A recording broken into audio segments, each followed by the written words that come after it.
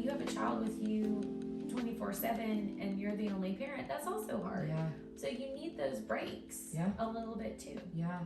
So let's kind of, you get divorced, you figure out, it sounds like, and tell me if I'm wrong, but it's almost like you went through the worst of it before you even made that decision to get divorced.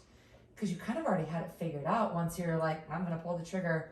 Where did you tell him that you wanted to file for divorce, or was it mutual, or it was on you? Yeah, and I think that's a really hard one, because I think you're right. I had processed so much of it, and like we said, I sort of had a lot of that time. Yeah. And I think he was distracted by other pressures in his life, and I was just done. And I think I got to a place where I was done, and I was cold, and I was empty, and I was emotionless, and I had made my decision. And I think on his end, that was probably very hard to receive, because he wasn't ready for it. He hadn't processed it. And I think I probably came across as cold and very hurtful. Yeah. And I didn't mean to do that, but like you said, I had processed it over such a long period of time that by the time I finally got the courage to say it was so scary to say I am done. But when I did not look back. Yeah. And because I had wrestled with it for so long, and I think that was really hard on the receiving end. Sure. For him, because he wasn't quite ready for that. And so there was, again, that miscommunication, I think. And so that was hard. That was one of the hardest thing I've ever done. And, we had a lot of good times too, and he was a good guy, and I loved him. But love isn't enough. Right. And love gets smashed and squandered and thrown out the door if you don't have some other things to support that love. If it doesn't make sense, if some of the things in your life don't make sense, I just think it's really hard to only depend on that love, because love can go away, you know? The love of my child is different. Right. That's an unconditional love. He's mine. Right. I mean, he could do some horrific things, and I would be disappointed and mad and upset, but I'm never gonna not love him. Right. It's different with someone you choose. Yeah. It's not blood. It's just different. But someone you birth, it's a different kind of love. Well, and it sounds like, half of the human that you love is also him. Totally. So in a way, there's still love there, but it's just much different. Oh, the best thing that he ever gave me was our son. Yeah. I mean, I am so grateful to be a mother. You made me cry. That's so sweet. Well, I am. Yeah. I mean, and I truthfully wouldn't change a thing. Yeah. Because I wouldn't have him. Right. And so that's part of the story, and it's hurtful and it's hard, but I wouldn't change it, because I get that little guy, and he's amazing. He is a good guy. He's amazing to me, because he's mine. Yeah. I'm biased.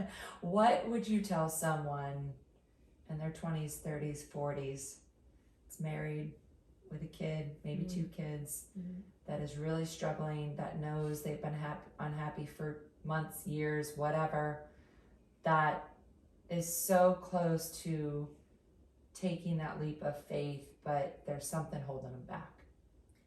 So I always want to be careful, because you never know anybody's situation. Right. And I think you know when you've done everything that you can. And I think when you're married to someone, you need to give that extra effort, that every little ounce and bit you can to try to make it work. And if you have kids, you try to make it work. Sure. But if you go down that road and you can't, I remember just thinking, it just felt like this. It just felt like it was going to be so hard, and how was I ever going to get past it, and what were people going to think of me, and who was I going to become, and how was I going to make enough money, and how was I going to do it? It was so overwhelming. But when I decided and I did it, and it was hard, so hard, and it got worse before it got better. Sure. But I'm telling you, I feel like I get a second chance at life, and I'm so happy, and I've worked really hard to kind of be where I am. And I tell that person, if you get to that point and you know that you can't be your best self in that marriage, that there is like, it is not the end, you know, and like you are going to have a beautiful, wonderful life, and like you can get past it. Yeah. And you can, it may even be even better than you would have ever imagined, but you're stronger than you think. And people will say to me like, oh, you're so strong. I'm like, I don't even know what you're talking about, you know. But you, and especially I think it's just, you're gonna do it, like you're gonna do what needs to be done. And so if you get to that point and you know that it's over, then just let it happen. And once it happens, it's gonna be over, and you're gonna go, I'm still here. Were you scared of any judgment from your family? I was, yes. Coming from parents that are still married, right? Yeah. I was nervous of that at first, but you know, once I told them, they have been so supportive and understanding, and my brother as well. I just think they felt like, whoa, we know that you are not well, and we want you to be well, and if this is what needs to happen, then we support you. Yeah, I think again, it comes down to communication. When you explain to somebody like, I feel like I have to do this because this is how I've been feeling for years, and I don't feel my authentic self, and I feel whatever you're feeling. Once you explain to someone, they're more likely to be like, oh, I get it, and I support your decision, even if they've never been through it. But I think that's so incredibly important. Like, I come from a very conservative family too, and there's been several things throughout my life that I know how to deal with my parents. My mom's very anxious. My dad is just very kind of like cut and dry. So I know how to talk to them.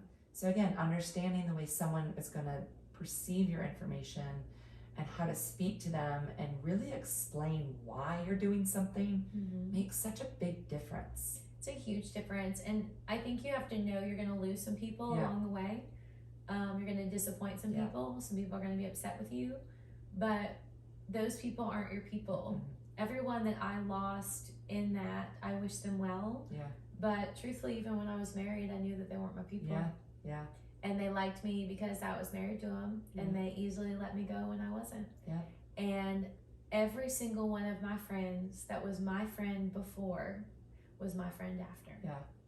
There's not one of my friends that loved me before that didn't love me after. And that, it was only people that was because we were connected, because of my ex. And I think that goes back to what we were talking about when I didn't speak up for those same people when I was married. Of, no, they can come visit, or we can go do that. Like, I want to do that. They stood by me. And those are your real friends and the people that love you. And, you know, I even feel like friends have become family to me because I live not near my family. And I've met, like our mutual friend, she's family to me. And you figure it out.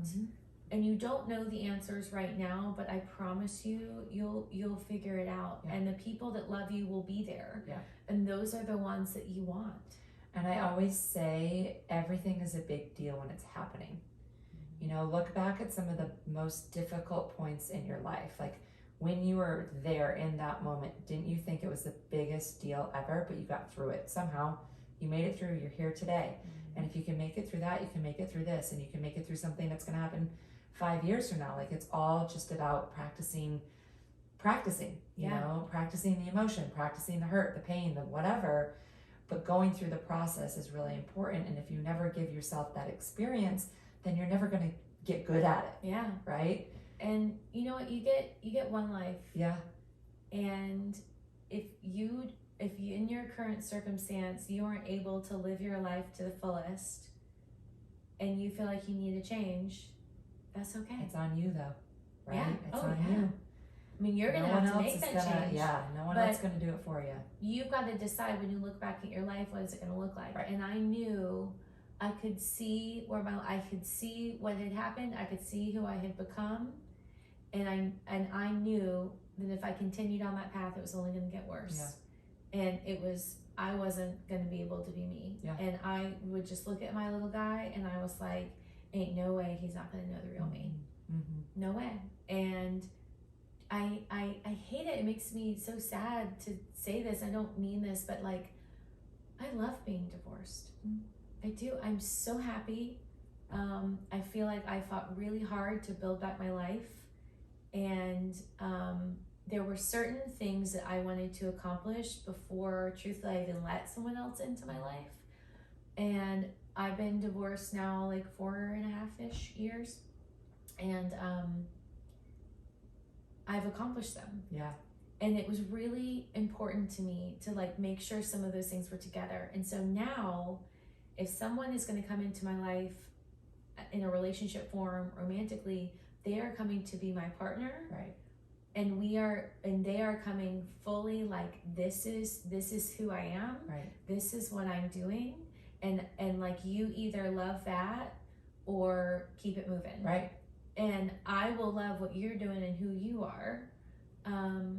But that is just very important to me, to be like, this is what it is. Yep. And I had to work through a lot of that. I know a lot of people, they like date really quickly, and I think everybody's different. And I'm just funny. I'm funny about some of that too. I mean, I've dated people, but nothing where it's been like really serious. And I think for me, it's just, there were some things I needed to hit. There was some healing I needed to do. There was just some things I needed to prove to myself. And I've done them. And so now I feel like, okay, I feel like I can let my guard down a little. And if it happens, great. If it doesn't, that doesn't mean I didn't have a successful life. And I'm going to be picky about who that is, because I have built a life I'm really proud of and I love. And so if I'm going to allow you into that life, you know, truthfully, it's like, I want somebody that's really worth it, you know, and I don't want just the guy that's into me, you know, like, that's not enough. Right. Well, I always say, nobody should complete you. You should be complete and Jerry whole. Maguire is spreading lies. He really is. Lies. Well, let's face it. It is lies. It is Tom Cruise, so we know that's a lie too. Get it out of here, It's such crap, because it's like, I look at it as like two parallel lines. Like, my vibration, it's going up and up and up, and I need someone to go right there with me, and we don't cross lines because we don't complete each other. We are going up together, and we are just equal. And that's what it comes down to. But I also think that comes with age. I think it comes with maturity. I think you learned a lot from getting divorced. You learn a lot from, you know, raising Harrison 50% on your own, and that comes with time. That's really hard. Like, if I heard this podcast when I was 24, I'd be like, you two are freaking crazy. But it's so true. Like, you know, my 24-year-old self was just so different. So let's love her, but she's different. We love you, girl. Different. She needs to listen up a little bit. So where are you now? What are you doing now? It sounds like things are rocking and rolling. Your career is great. Harrison is 7. Yes. Okay. Almost 8. He's in first grade. Yep. You know, it's this last year, I mean, for everybody with COVID, has just been like crazy, you know. But I ended up working for the Braves for 6 years, which was incredible. And then as Harrison got older, it just kind of became clear that like the schedule was a little too crazy. So I started looking for something else, and a little over a year ago, I started working for a home show that has been great. It's not as thrilling and as exciting, truthfully, as my job with the Braves was. I loved it. It was so fun. I really miss it, but it was the right choice for me and for my family, for Harrison, but it also allows me to do other things. So I always laugh when people are like, what do you do? I'm like, well, how long do you have and how much do you really care? That's how I feel. You know, because yes, that's a thing, but I do a lot of on-camera work and voiceover, and I, you know, work with different clients with things on social, and it's just a whole beautiful mess, and I love it. I love it so much. I love not being defined by one job and having different clients and keeping the different balls in the air and meeting new people, and so I feel like I'm in a really good space with that, and I feel like I'm in a little bit more control of when I'm working. I work really, really hard when my son is with his dad, and then when he's with me, I do what I need to do and I shut it down, you know, and I'm with him. So sometimes I feel like it's a little compartmentalized, but that's okay. But it works for you, and you're happy, and you exude happiness. Like, I feel like I'm very intuitive of people, and when people are struggling, I can feel it. And I remember when I first met you, I was like, I feel like this woman, and this was years ago, was like on this path, and I feel differently now sitting across from you than I did when I first met you. Ooh, what does that mean? I don't know. So there is a point that I wanted to like point out. So no, this is cool. So you say that you miss the Braves and all this, but like, do you ever look back and be like, well, the Braves didn't happen last year anyways, so thank God I took that other job. Oh, yes, totally. I've thought that a million times. It wasn't happening. Like, I think that's a lot for a lot of people. I've talked to a few people. I'm like, do you realize, like, you wouldn't have had that last year anyways? And I'm like, oh, yeah, you're right. Totally. Like, yeah, they're just now interviewing for my old job. Really? Yeah, because they didn't need to fill it. They didn't fill it right? last But year. it's God's way or the universe's way or whatever you believe in. It's a way of protecting you. So sometimes when you feel like you have to step away from a relationship or a job or whatever, although it seems, and I remember this when I technically got fired from Sculpt House, and you and I talked about my life, in that moment it felt like a knife in the gut. It felt like the worst thing I had been through in a long time. But looking back, I'm like, okay, this is why it happened, and thank God it happened this way. So when you're in a relationship or a job or a friendship or whatever, know that in that moment it's going to suck, and it's probably going to suck for a while afterwards, but you will get to a point in your life when you will look back and you will be like, thank God it happened that way, because I am here now and I have 40, 50 more years, hopefully, of a really good life to live. And if I had stayed with that, I wouldn't be where I am now. Yeah. And that's what I get from your story. I feel that every day. Yeah. And that's why I feel so grateful for my life and this second chance at life, and even though there isn't like this husband in it or whatever, that's not even the goal, right? You know, and like, would that be great? Sure. You know, I don't even know. Maybe there's just like a partner you have. I have no idea. I don't even care. It's just I've been there. I've done that. I checked it off the list, and it wasn't for me what it was cracked up to be. Right. And so I've been so thankful every day. Like, man, this life is awesome. Yeah. And I wouldn't have had that. And it's your story, and it's what you're going to pass on to the next generation, which I think is the most important thing, because they learn from their parents, and they oftentimes repeat what their parents do. So if we don't change our habits, then it just gets passed down and down and down, and at some point somebody's got to make a change. And I'm so glad that you took a look in the mirror and you're like, this isn't the real Greer. And here you are now, and you're showing up for your friends and your family, and who cares if you're divorced or not? You're a better human being because of that. So I'm much better, so much more interesting. Like, your story's great. Like, you're so interesting. You're such a little ray of rosé sunshine over there. It falls on the floor. Sorry. But I feel like we need to do a part 2 and like have it like more like a fun one, and talk about what it's like dating as a single mom, quote unquote. Oh yeah, right? You want that? Back? Totally. Like, if anyone cares. Fun. Maybe we'll do like a little it's actually hilarious question box. Yeah, it's very funny. I've had a lot of funny stories, like not many successful ones, but a lot of just like, wow, I can't believe that happened. It's hysterical, actually. Well, I'm just honored to I'm honored that you came on. I know it's a little intimidating when we open up and we talk about like real life things, but it's so important, and there's going to be hundreds and more than that are going through very similar things, that this will actually help and maybe give them something to think about, and hopefully some takeaways. And that's the whole purpose of this podcast, is to say, like, your life can really suck in a moment, or a big chunk of your life can suck, but it doesn't have to be that way forever. Yep. And you're a perfect example of that. So where can we find you? Okay, so my name is Greer Howard, and if you are on IG, it's just at greer.howard. I have a website, greerhoward.com. I don't check Facebook a lot, but you can do that. What about the home show? What's the home show? Oh yeah, Atlanta's Best New Homes is the show that I host. It's on Saturday mornings on Fox 5 in Atlanta at 9:30. Awesome. So you can watch that every week.